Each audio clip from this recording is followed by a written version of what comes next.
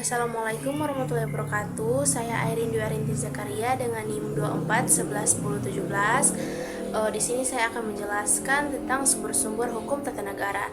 Nah, yang pertama itu definisi tentang sumber hukum. Jadi, sumber hukum ini adalah tempat dari mana hukum atau aturan itu ditemukan. Dengan kata lain, sumber hukum ini adalah segala sesuatu yang menjadi dasar dalam pembentukan, pelaksanaan, pengesahan dalam tata negara.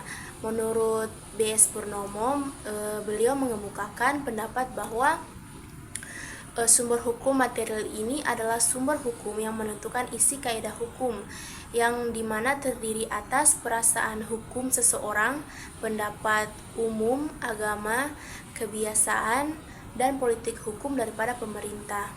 Nah, sumber hukum material hukum tata negara adalah Pancasila, karena nilai-nilai yang terkandung dalam Pancasila itu terbagi menjadi beberapa aspek dalam masyarakat.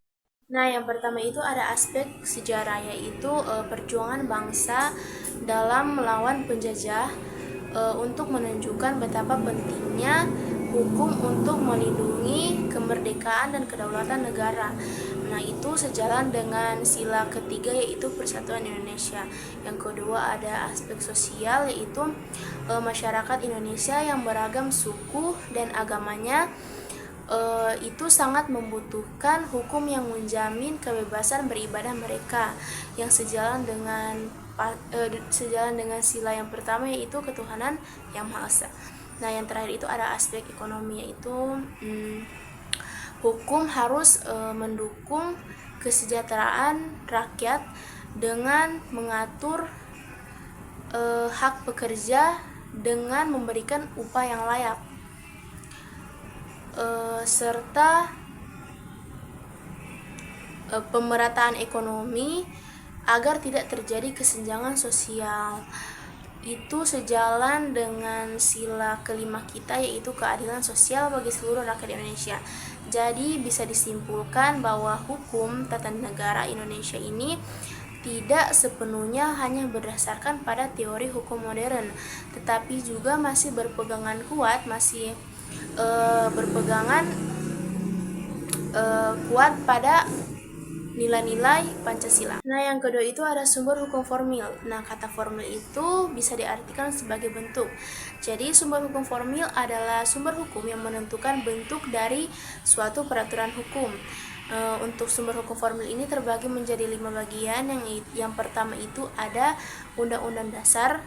Yang kedua ada konvensi atau kebebasan. Yang ketiga ada perjanjian internasional. Yang keempat ada doktrin. Yang terakhir itu ada jurisprudensi. Nah, untuk yang pertama itu ada Undang-Undang Dasar. Undang-Undang Dasar terbagi menjadi dalam dua arti, yaitu dalam arti formil dan yang kedua dalam arti material. Nah, untuk undang-undang dalam arti formil ini yaitu keputusan penguasa yang dilihat dari bentuknya dan cara terjadinya sehingga dapat disebut sebagai undang-undang. Sedangkan undang-undang dalam arti material ini yaitu adalah keputusan penguasa yang dilihat dari isinya sehingga dapat disebut sebagai undang-undang.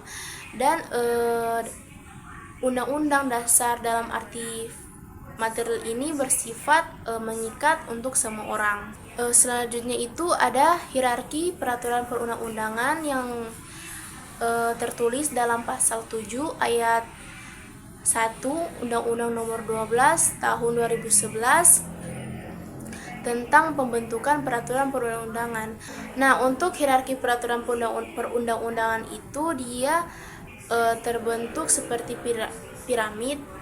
Untuk posisi yang paling tertinggi atau kedudukan yang tertinggi itu ada pada Undang-Undang Dasar 1945.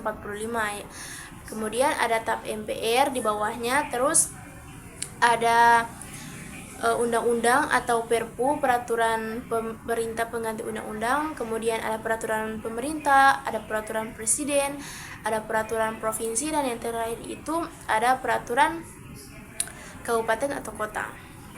Nah, yang kedua itu ada konvensi atau kebiasaan, yang dimana itu dilakukan secara terus-menerus sehingga dapat dijadikan sebagai aturan hukum.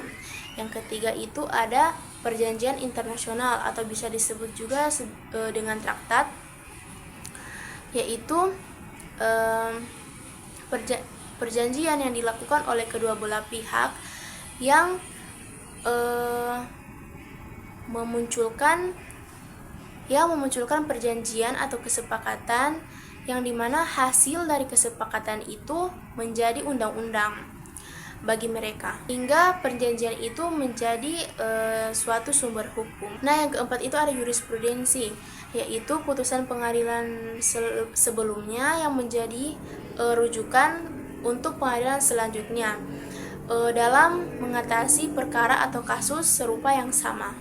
Nah, jurisprudensi itu dapat dilakukan jika putusan atau peristiwa itu belum jelas. Yang kedua, putusan berkekuatan hukum yang tetap. Yang ketiga itu putusan yang berulang untuk memutus suatu perkara yang sama. Yang keempat itu atau yang terakhir ada putusan yang dibenarkan oleh Mahkamah Agung. Nah, yang terakhir itu ada doktrin, yaitu pendapat ahli hukum yang menjadi landasan putusan suatu masalah, yang dimana ahli hukum ini memiliki pengaruh dalam pengambilan putusan di pengadilan. Contohnya yaitu pembagian kekuasaan, seperti legislatif, eksekutif, dan yudikatif. Nah, itu saja penjelasan singkat dari saya tentang sumber-sumber hukum. Sekian dan terima kasih. Wabillahi taufiq wal hidayah. Wassalamualaikum warahmatullahi wabarakatuh.